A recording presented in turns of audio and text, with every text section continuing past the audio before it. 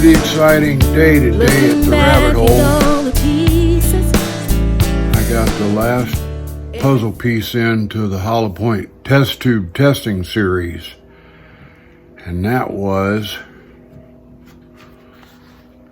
this mold here, 452374 and a 452460. So for those of you guys don't recognize the numbers, 374 is a 225 grain round nose, old timey, and a 460, old timey too, semi wad cutter, designed for the 45 ACP. And damn, I tried to keep that wind chime quiet. I'm sorry, guys. I want to show you this mold, and then I'll show you some others. In fact, all the molds that we're going to use in this testing series, because we're going to run a lot of tests side by side.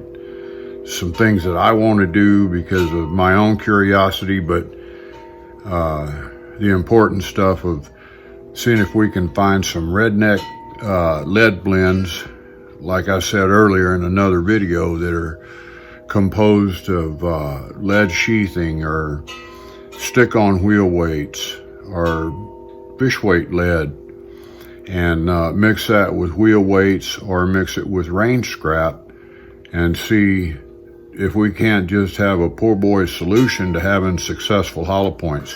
But this mold, I got some special kind of stuff I want to find out about for myself. So let me switch this camera around a little bit, and I'll show you this mold. Just came in this morning. Here is a 2-cavity old Ideal mold. You can still see the name right there, Ideal. If I can get it to shine. There it is. And in this mold, there's the round nose and the semi-wad cutter.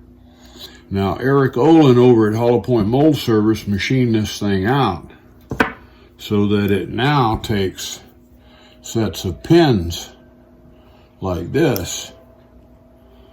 And you see how that makes a hollow point? Pretty cool idea, isn't it? Now this one, if you can see those, they're a 3-sided copy of like the Penta design. I don't know what to call this. Trenta? 3-side.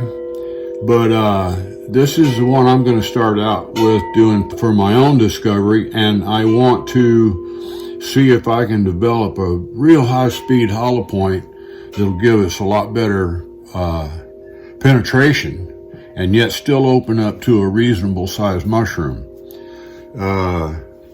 The other pins that come with this are 4-sided. And you see that? I can see it in the camera. 4-sided.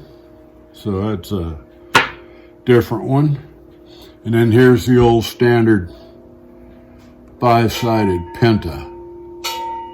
All right, now from 3, let me see if I can show this. You see how far these pins, you can't see that, can you?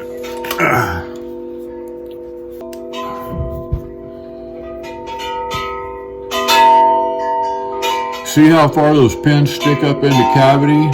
Like that, I don't know if I'm seeing shadow or what. Yeah, I'm seeing shadow. But with the 3-sided pin, they're pretty shallow. So that means we're going to get a mushroom doesn't open up real wide. But I'm counting on these to get our penetration.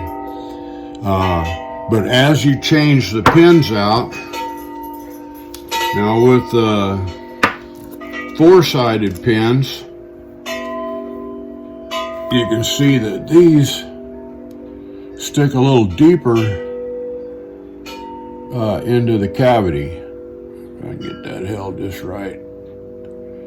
It's I don't know how much deeper each set goes. It's visually, you can see it real easy when you're in person. And then of course the Penta pins, they go in the deepest. Where are you? And so they're gonna let us have the most amount of hollow point tip that folds out real wide. So, okay, here I think you can see how short this three-sided pin is from the tip. The tip is the end of this round column here on this pin. And there's your three-sided. Here's the four-sided one. You can see that's just a little bit taller. And then here's the five-sided penta here, and it's the tallest. So this would be the most shallow, medium shallow, and the deepest right here. So I thought this perspective might give you a better idea. We're working with this old 452-374 that when it's not hollow pointed, it's 225 grains. Also this 452-460, that's this one here. It's a 200 grain, and so when it's not hollow pointed, so both of these are going to be less than by 6 different amounts. So we'll have them that are probably the heaviest in this short three-sided pin here. These will be the mid-range weights here, and then these will be the lightest weight right here because they take up more space and use more lead and leave us with less weight in the cavity.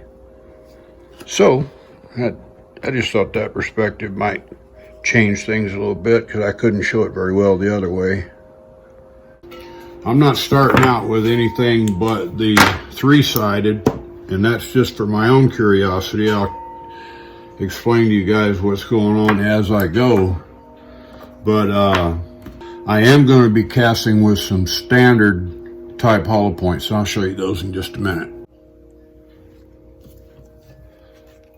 Now one of the standards that we're going to use will be out of this MP mold. Where'd my flashlight go? Here it is.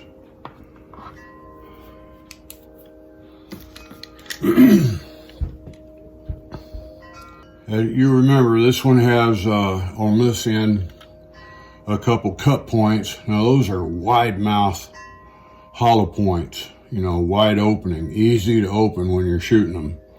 And then there's a penta right there. And so we'll be running those two in the round nose configuration. Again, this is a copy of the 225, but hollow points coming out of here with the penta generally weigh 211, 213 right in through there with powder coat on them. And the cut points generally go 205, 206, 207 right in through there with powder coat on them. The other molds, another old ideal, and it's a 452, and it too is semi-wad cutter. Let me see here.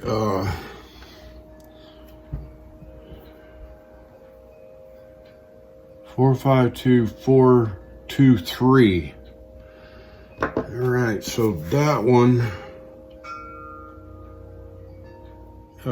is a 245 grain when it's a solid.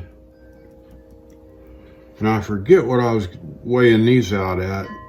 I had to weigh one real quick. I've been playing with hollow points too long. I can't remember my numbers. But in this other old ideal I just got back today, that one's a 460 semi-wad cutter at 200 grains. So we're going to get something 190 or I don't know. I haven't cast with it yet. So that's one I expect to run pretty fast, that one right there. The 423, this one that's 245 grain, now it comes with a pin that it gets pretty far up in there. There we go, now it's shining. So if you're not careful, you can blow the hollow point mushroom off of this real easy. And because there's so much of that nose here, to flower out. So I think that'll be so that's 1, 2, 3 styles of contemporary hollow points that we all have.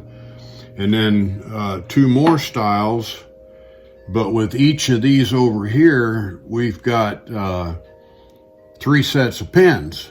So that's like having 6 sets of hollow points right there, because those go in, well, they have multiple sides, 3, 4, and 5, so it's going to give us tear points that are different. It's going to give us petal widths and thicknesses that are different. And so that's like having 6 molds here to mess with. We ought to stay busy for a long time discovering what we can do with just what we have to work with. And then, of course, when we get done with that, I've got 357 molds. I've got 9mm. I've got a Devastator. This is a very cool mold here. And then this is the 357, 38 357. It's 439. 357 439. What are we at here?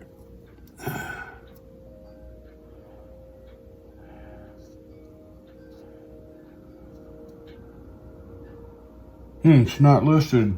Must have been made after 429. Must have been made after this chart. This chart's from 53.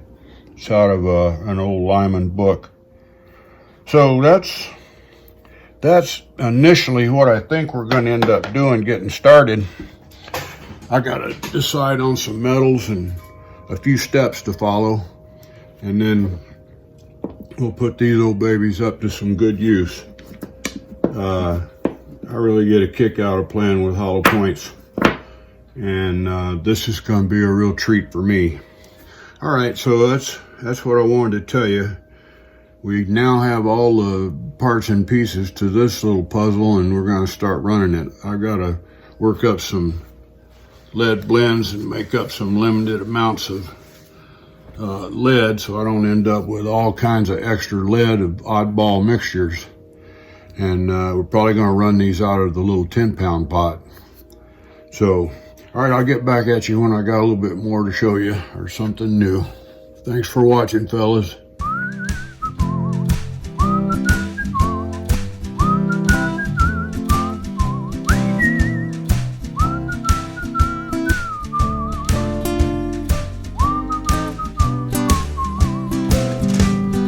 Lazy bone, sleeping in the sun. How you expect to get your day's work done? You never get your day's work done. Sleeping in the noonday sun. Lazy bone.